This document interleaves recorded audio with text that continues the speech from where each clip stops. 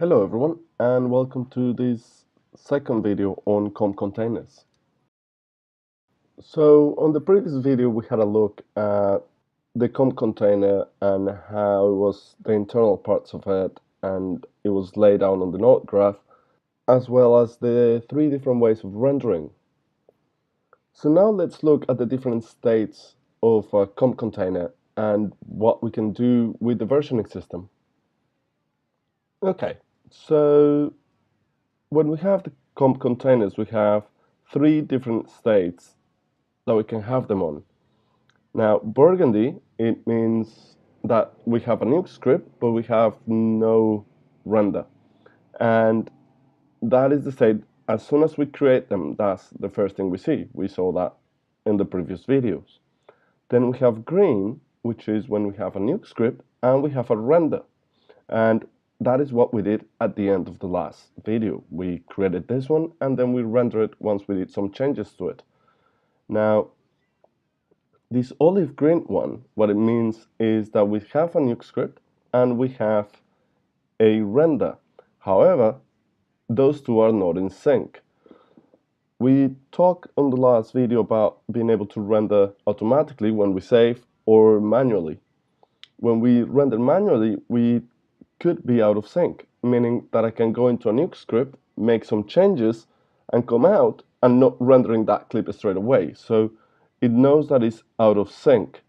So to render that and to put it on sync, I can go and right click on that clip and say render comp, and it's going to go straight away, start rendering that clip, and you'll see how when it finishes, it's going to get completely green. And there you are. Now we have our render for that shot. Now, let's talk into versioning system. So the versioning system is the ability to version up or down our shots. This is a great tool when you're in a client intent or when you want to keep track of your work. So I'll be able to show and jump between the different versions of my comp in a non-destructive way and make the client decide on exactly what he wants. So I'm going to go into this one very quickly. So I'm just going to double click and now I have it on my node graph. So as you can see, I have started the comp on this one, but I haven't rendered it yet. And the reason why is I don't want to render version 1. Normally version 1 is my normal footage.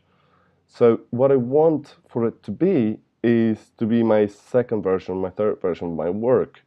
So at this point, what I'm going to do is just go and say, File, Save New Comp Version. And when we do that, what we have is our Nuke script will have upres the render into version 2, and the actual script as well has gone to version 2 and saved into disk based on our export structure from the beginning. Now, because it is on disk, I can find on my timeline any version that I have saved. So if I look in the timeline and press V, I have my version 1 and version 2. And I can jump between any of them or put them to render. So if I put to render my version 2 this time, I'm just going to go right click and render comp. And that's going to render my second version. And we can start seeing those frames with some dust that I added. And cool. And I can start kind of have a proper look and say, ooh, that's moving way too much. I'll need to slow down that. Now, on the case of the shot that I was working with you guys before, I actually have done a few more versions. And if I press V, now I have my 3 versions of the shot. What is really nice about this is I'm not only swapping between the renders, I'm actually swapping between the Nuke scripts. So if I go to my last version, I can double click that and I'll be on my full node graph with all my comps with everything that I had done for it. While if I go back into the version 1 and double click it, I'll be now on exactly the same comp that I left when I was with you guys on the previous video. Now, because all my different comps are on disk, I could be collaborating with a group of artists and have them working in Nuke or NukeX doing the different parts of the comps and supply that to me as different versions. So one nice thing about versioning is I can select all my clips and I can do right click versions and I can scan for versions in the case that I'm working with a group of artists and they're all working and feeding me with new versions. I can scan for everything that they did that day or during the last few days, and I can load all those versions up. Or I can go and do simple things like maximum version on all the shots. So if I do that, you'll see these two stayed on the latest version, and that one just went into version 3. And now I can have all my timeline with the latest versions updated.